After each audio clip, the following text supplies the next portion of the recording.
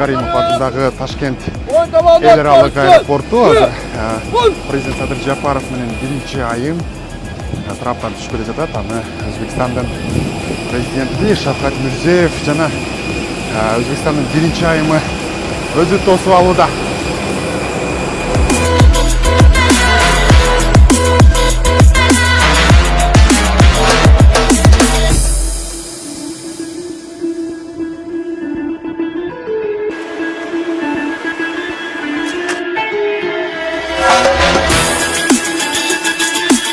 Ташкенттин төрүндө президент Садыр Жапаровго арналган расмий саамалык башталды.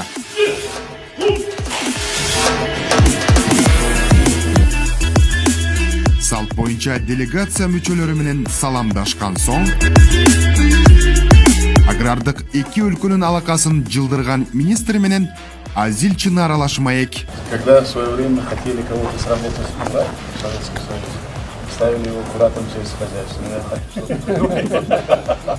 Везде это всегда, и нам говорят, кого я сельскохозяйство хочу ставить, значит вы его уберете.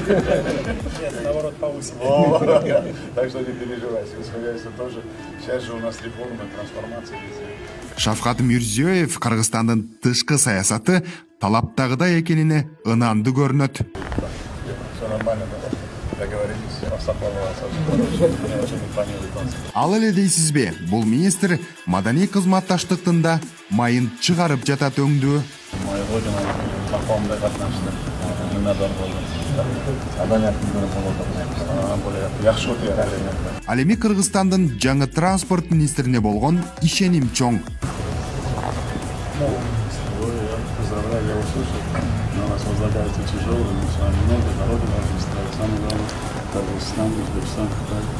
Экономика, өндүрүш, энергетика боюнча кызматташтыктар тар жана кенен форматтагы жолугушууларда кеңири талкууланат.